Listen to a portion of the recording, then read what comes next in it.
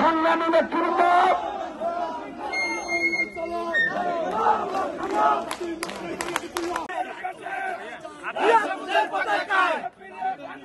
প্রশাসন যে আশঙ্কা থেকে এখানে 144 জারি করেছেন সেরকম কোনো ঘটনা ঘটে নাই। আমরা শান্তিপূর্ণভাবে এখানে আমরা ফুল দিয়েছি। সবাইকে ধন্যবাদ। এরপরে আপনার দলীয় নেতা কর্মীরা কোন কর্মসূচি আজকে কি পালন করবে? আমাদের 16 ইউনিয়নে আমাদের মহান বিজয় দিবসে আলোচনা সভা করার জন্য ইতিমধ্যে আমাদের মহান স্বাধীনতা দিবসে আলোচনা সভা করার জন্য আমরা 16 ইউনিয়নকে আমরা নির্দেশনা দিয়েছি এবং আমাদের নেতা শহীদ রাষ্ট্রপতি জিয়াউর রহমান আত্মার মাগফিরাত করার জন্য বিশেষ মিলাদের ব্যবস্থা করার জন্য আমরা বলেছি। ধন্যবাদ, সবাইকে ধন্যবাদ। 144 ধারাটা আমি কোনো প্রয়োজন আছে বলে মনে করি না, যেহেতু প্রশাসন মনে করেছে আইনশৃঙ্খলা অবনতি ঘটবে। আপনার সাংবাদিক ভাইয়ের সাক্ষী, আমরা এত বড় মিছিল নিয়ে আসছি, আইনশৃঙ্খলা কোনো প্রকার অবনতি ঘটে নাই।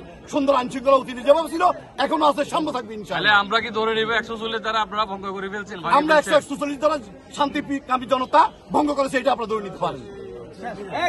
ধন্যবাদ। উৎসবের খুশি হবে নগদে বেশি, কারণ ঘন্টায় ঘন্টায় আছে গিফট জেতার সুযোগ। আজকে 144 ধারা মানে এটা কেন আপনার স্বাধীনতা দিবসে আজকে? আপনারা সকলে অবগত আছেন, মিরসরাই উপজেলা, বারোহাট পৌরসভা, মিরসরাই পৌরসভায় বাংলাদেশ জাতীয়তাবাদী দলের কমিটি ঘোষণা নিয়ে গত 24 মার্চ থেকেই হচ্ছে পুরো উপজেলায় চরম উত্তেজনাকর অবস্থা বিরাজ করছে।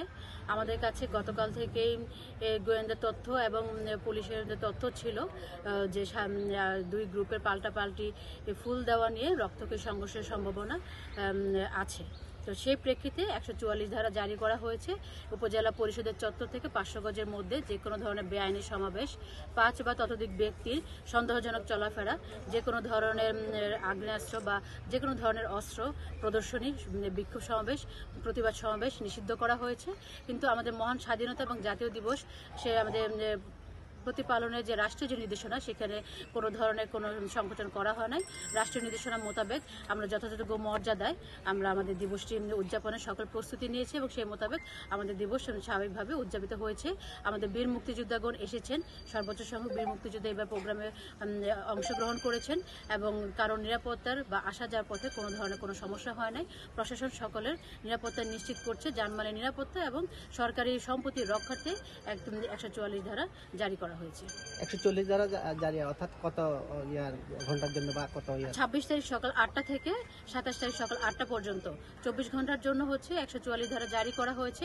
আমরা পরিস্থিতি পর্যবেক্ষণ করছি, পরিস্থিতি পর্যবেক্ষণ করে পরবর্তী সিদ্ধান্ত নেওয়া হবে। এখন পরিস্থিতি কেমন মনে করছেন আপনি? এখন পর্যন্ত আমাদের পরিস্থিতি স্বাভাবিক মনে হচ্ছে। আমরা বিভিন্ন জায়গায় লোক জড়ো হওয়ার খবর পাচ্ছি, কিন্তু আমাদের পুলিশ এবং সেনাবাহিনী সকলেই আমরা সতর্ক অবস্থানে আছি। জনগণের স্বাভাবিক জীবনযাত্রায় বিঘ্ন ঘটে এই ধরনের কোনো কর্মকাণ্ড ঘটতে দেওয়া হবে না। ধন্যবাদ।